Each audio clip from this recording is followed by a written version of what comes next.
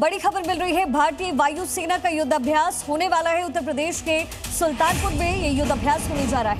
Express way पर लड़ाकू विमान उतरे हैं। मिराज, राफेल और तेजस अभ्यास में शामिल है। C-295, AN-32 विमान भी इसका हिस्सा बन रहे हैं। तो भारत की शक्ति, ये युद्धाभ्यास के माध्यम से आप देख रहे हैं शक्ति प्रदर्शन वायुसेना का। हाईवे पर लैंडिंग करते हुए मिराज, इसके साथ साथ जो फाइटर जेट्स है वो आपको नजर आएंगे। प्रीति मेरे सहयोगी ग्राउंड जीरो से कनेक्टेड है। प्रीति, जरा तस्वीरें दिखाएं और डिस्क्राइब करें।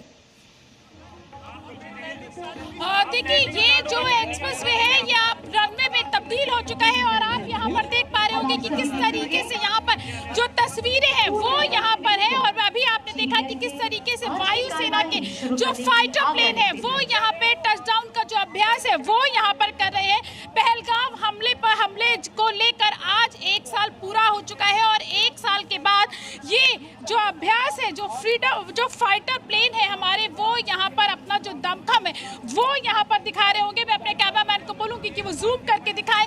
हमारे दर्शक जो है वो यहाँ पर जो तस्वीरें हैं वो यहाँ पर देख पा रहे होंगे। फाइटर प्लेन जो है वो सामने से आता हुआ दर्शक देख पा रहे होंगे। इस तरीके से जिस तरीके से पहलगाम में जब हमला हुआ था और हमारे लोगों को बेरहमी से मार दिया गया था, उसके बाद ऑपरेशन सिंदूर में इसी तरीके के जो फाइटर प्लेन थे उन्होंने बढ़ चढ़ के हिस्सा लिया था और उसके बाद जो पाकिस्तान है उसको हार का सामना करना पड़ा था। और ये आप देख पा रहे होंगे कि किस तरीके से तस्वीरें जो है वो यहाँ पर सामने जो है जो फाइटर प्लेन है वो आपको यहाँ पर नजर आ रही होंगी।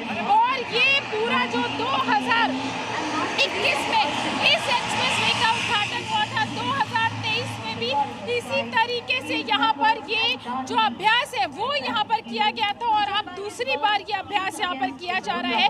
आज जो अभ्यास जो हो रहा है उसमें जो फाइटर प्लेन जो भाग लेंगे, जो हिस्सा लेंगे यहाँ पर, उसमें सुखोई से लेकर जगुआर तक के जो फाइटर प्लेन है वो यहाँ पर हिस्सा लेंगे। एक बार तस्वीरें मैं आपको दोबारा से दिखा दूं कि किस तरीके से लोग जो है वो यहाँ पर इसको, ये फाइटर प्लेन की जो दमखम है उसको देखने के लिए, एक नजर पाने के लिए ये देख रही होंगे। ये एक्सप्रेस वे है और यहाँ पर जो डाइवर्जन किया गया है, लेकिन दूर से ही आपको जो लोग हैं वो आपको यहाँ पर दिख जाएंगे। लोग यहाँ पर एक झलक पाने के लिए यहाँ पर बेताब है कि किस तरीके से यहाँ पर एक झलक मिल जाए। और पूरी जो तैयारियां है वो शुरू हो चुकी है। अभ्यास जो है वो यहाँ पर शुरू हो चुका है और बस कुछ ही देर में जो है बाकी जो फाइटर प्लेन है वो यहाँ पर आके, ठीक है, आप लगातार नजर बनाकर रखिएगा। और देखिए, ये बड़ा एक शक्ति प्रदर्शन है क्योंकि वायुसेना जब हाईवे पर उतर रही है रनवे से बना करके, तो जाहिर है कितनी तैयारी भारत की है। ये तस्वीरें उसकी तस्दीक इस समय कर रहा है। हमारे साथ 3 मेहमान इस समय जुड़े हुए हैं। ओपी तिवारी डिफेंस एक्सपर्ट के तौर पर, group captain D K Pandey defence expert के तौर पर इस समय हमारे साथ है। सबसे पहले पांडे सर, जाहिर तौर पर ये एक प्रदर्शन है, शक्ति प्रदर्शन है और वेस्टर्न में जो कुछ भी हुआ है उसको 1 साल हुआ है, लेकिन भूला आज कोई भी नहीं है। लेकिन वायु शक्ति ये जिस तरीके से नजर आ रही है, जो टचडाउन इस समय हो रहा है, बड़ा मुश्किल होता है सर हाईवे को रनवे में बदलना। और आप जानते हैं कि युद्ध के समय में रनवे की कीमत क्या होती है।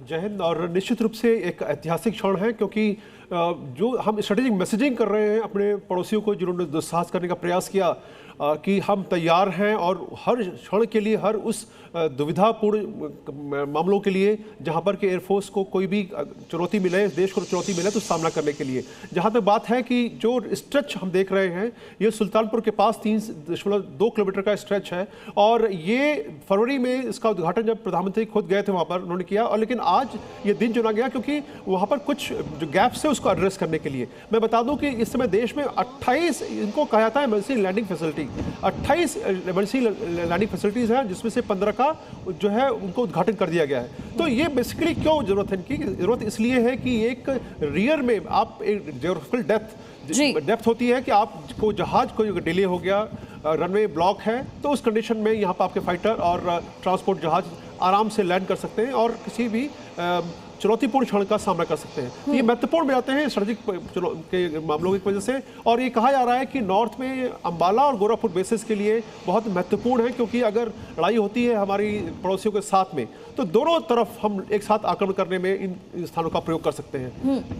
ओपी तिवारी सर, क्योंकि आप एक बड़े पद से, एवी वाले पद से आप रिटायर हुए हैं, ये जो रेडीनेस है पिछले कुछ वर्षों में आपने कितना इसे बदलते हुए देखा है? और चूंकि अब हर एक चुनौती के लिए भारत अब तैयार रहता है, क्या आज ये जो शक्ति प्रदर्शन हो रहा है एक स्ट्रॉन्ग स्ट्रेटेजिक मैसेज दे रहा है? शक्ति प्रदर्शन के साथ साथ मैं बताऊंगा एक बहुत इंपॉर्टेंट टैक्टिकल मूव था, एक रिक्वायरमेंट थी देश की।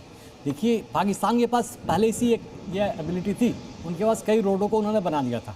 जब यमुना एक्सप्रेसवे बन रहा था तब कहा गया था कि आप एक बनाइए, लेकिन ऐसा कोई मार्क नहीं हो पाया। बट हाउएवर वहाँ पर उन्होंने एक बार एक ट्रायल लैंडिंग तो नहीं कर पाए थे, नीचे आए, ओवरशूट करके चले गए।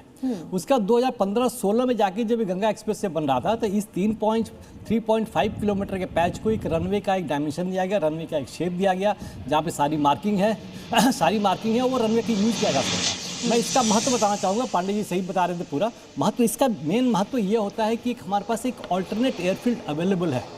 पहली बात देखिए, जब लड़ाई होती है, वॉर होता है, तो एयरफील्ड्स को बचाने के लिए कई जगह लाइटें बंद कर दी जाती हैं, ठीक है, बिकॉज कुछ एयरक्राफ्ट आ रहे होते हैं, और तो उसमें ये कारण हो सकता है कि दूसरी जगह लैंड करा जाए, उसमें वक्त में काम आ सकता है। इसकी पहले देखिए ग्वालियर के पास है, ठीक है, बरेली के भी पास है, जैसा बता रहे थे अम्बाला से भी पास है, कि कहीं पर भी जहाँ पर अगर रनवे ब्लॉक हो गया या एनिमी ने कोई बॉम्बिंग कर दी और रनवे ब्लॉक हो गया, तो ये एयरक्राफ्ट वहाँ ना आके यहाँ लैंड कर सकते हैं। ये सुविधा आपके पास अवेलेबल है।